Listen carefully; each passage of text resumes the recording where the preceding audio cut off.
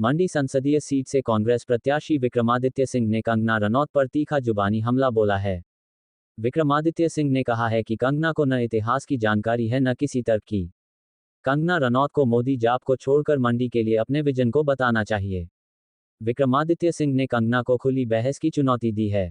विक्रमादित्य सिंह ने शिमला में press conference के दौरान कहा कि वह 9 मई को मंडी के शहरी मंच पर अपना नामांकन दाखिल करेंगे। विक्रमादित्य सिंह ने मंडी संसदीय क्षेत्र को लेकर अपने विजन को बताते हुए कंगना पर निशाना साधते हुए कहा कि कंगना को मोदी जाप को छोड़कर अपना मंडी को लेकर अपना विजन बताना चाहिए। उन्होंने कहा कि कंगना को कोई ज्ञान नहीं है, उन्हें न इतिहास का पता है न भूगोल का। वह पर्यटक के तौर पर हिमाचल की सैर करने आई है और 4 जून को मुंबई वापस लौट जाएंगी। उन्होंने कंगना के द्वारा रजवाड़ा शाही को लेकर की जा रही बयानबाजी पर भी पलटवार किया और कहा कि सभी राजे रजवाड़े तो आज भाजपा में शामिल हो चुके हैं, ऐसे में कंगना क्या टिप्पणी कर रही हैं। विक्रमादित्य सिंह ने कहा कि कांग्रेस लोकसभा की 4 सीटों के साथ उपचुनाव में जीत हासिल करेगी। पंजाब दस्तक के लिए सुरेंद्र राणा की रिपोर्ट। क्यों मैंने तो अभी जो आपसे इंटरेक्शन करी है उस इंटरेक्शन का 99% जो है वो मुद्दों के ऊपर है और मैंने बड़े क्लियर तरीके से अपनी विजन को लोगों के बीच में रखा है, चाहे वो एक मंडी जिला का है, चाहे वो पूरे संसदीय क्षेत्र का है, चाहे वो प्रदेश का है, और हम इन्हीं मुद्दों के ऊपर जो है वो लोगों के बीच में जाएंगे।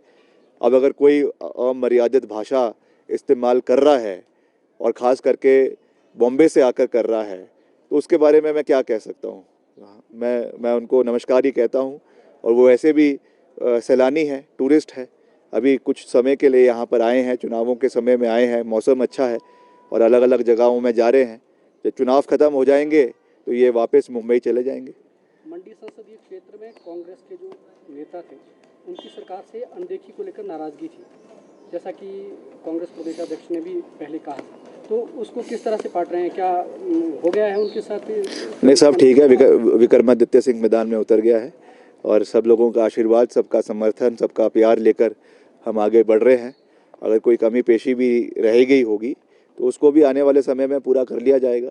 तो हम सीधा संपर्क सबके साथ बना रहे हैं और सब अपना आशीर्वाद भी दे रहे हैं, सहयोग भी दे रहे हैं, प्यार भी दे रहे हैं और सबके साथ हम मिलकर इस जंग को जो है लड़ेंगे भी और फतेह भी हासिल करेंगे। आपने एक रजवाड़ा शाही को लेकर पोस्ट किया था, क्या मतलब थे उसके पीछे, क्या मायने? नहीं, जिस तरीके से जो भाजपा की प्रत्याशी है उनको कोई ज्ञान तो है नहीं है, उनको ये पता नहीं है कि सबसे ज़्यादा अगर पूर्व के जो राजा महाराजा है अलग अलग रियासतों के, अगर किसी पार्टी के अंदर है, मैं प्रदेश की बात नहीं कर रहा हूँ, राष्ट्रीय आंकड़ों की बात कर रहा हूँ, चाहे वो ग्वालियर है, चाहे वो उदयपुर है, चाहे वो जयपुर है, चाहे वो होलकर डायनेस्टी है, चाहे वो पटियाला के है, चाहे और जितने राज्य हैं, उनके सब जो पूर्व में रहे महाराजा और राजा आज तो वो भारतीय जनता पार्टी में 99%।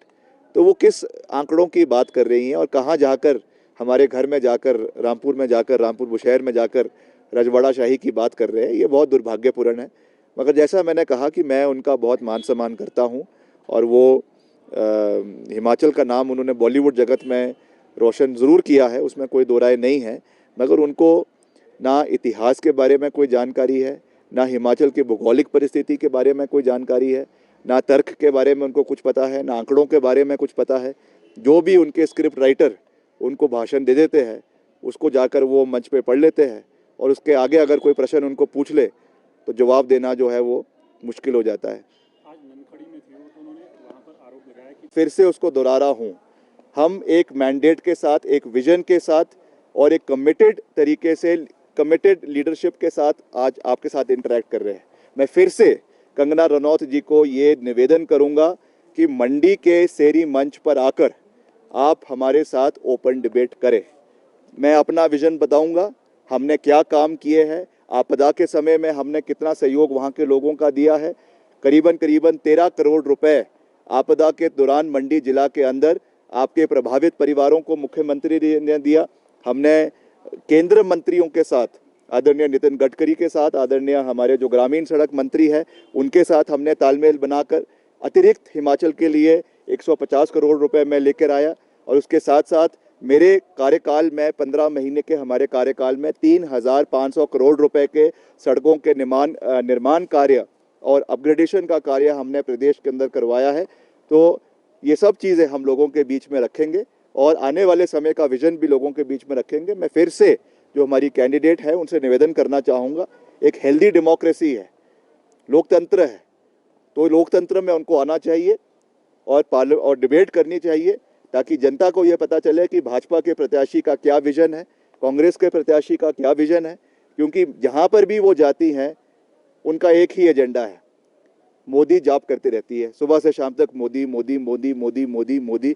मैं समझता हूँ ठीक है, प्रधानमंत्री जी प्रधानमंत्री है, उनका हम पूरा मान सम्मान करते हैं, बट कम से कम आप अपना एक विजन तो रखें other than what you are dependent entirely on the prime minister. आप खुलकर आप क्लेम करती हैं कि आपने पूरा दुनिया देखा है, आपने पूरा विश्व देखा है, आप एक बहुत बड़ी एक्ट्रेस है, तो आप आइए और अपना विजन रखिए कि क्या विजन आपका मंडी संसदीय क्षेत्र के लिए है, क्या आप करना चाहती हैं, उसका एक पूरा चिट्ठा लोगों के समक्ष रखें।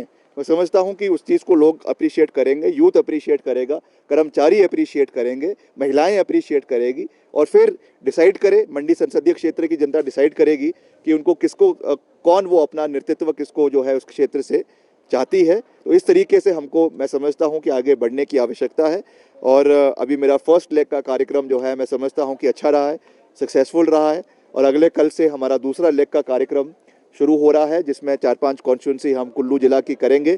9 तारीख को हम अपना नामांकन पत्र जो है वो मंडी संसदीय क्षेत्र से बतौर सांसद के लिए शहरी मंच पर भरेंगे, जिसमें मुख्यमंत्री जी, हमारी पार्टी अध्यक्षा और केंद्र के भी कई दिग्गज नेता उसमें उपस्थित रहेंगे। और उसके बाद फिर ताबड़तोड़ तरीके से पूरे संसदीय क्षेत्र का दौरा किया जाएगा और 4 तारीख को मैं आपके बीच में यहीं बैठकर जो है बतौर सांसद आपके साथ जो है वो इंटरेक्शन करूंगा, प्रदेश की जनता के साथ, आप लोगों के साथ, और हम मिलकर हिमाचल प्रदेश के मसलों को, जैसे मैंने हमेशा लोकसभा के अंदर, विधानसभा के अंदर उठाया है, चाहे वो ओपीएस का मसला है उसको मैंने विपक्ष में उठाया। मैंने विपक्ष में ये कहा था कि जयराम जी आपने अगर इसको पूरा करना है तो कर दो, वरना हमारी सरकार आएगी, पहले दिन हम ओपीएस को प्रदेश के अंदर लागू करेंगे। हमने पहली कैबिनेट मीटिंग में उसको लागू किया। 1500 रुपये प्रति जो हमारी महिलाओं को पेंशन देने की बात थी, पहले तो जयराम जी बोलते रहते थे कि ये पैसा मिल नहीं रहा। अब जब मिलना शुरू हो गया है, उसके लिए बजटरी प्रोविज़न कर दिया गया है, तो आप अपनी पूरी टीम को लेकर जो है वो इलेक्शन कमीशन के ऑफिस पहुंच गए उसको रोकने के लिए। मगर मैं धन्यवाद करना चाहता हूं इलेक्शन कमीशन का कि उन्होंने इसको जारी रखने के लिए हमको अनुमति दी है, क्योंकि यही ऐसी ही स्कीम जो है वो मध्य प्रदेश के अंदर भी लाडली स्कीम चलाई जा रही थी, वहाँ पर तो उसको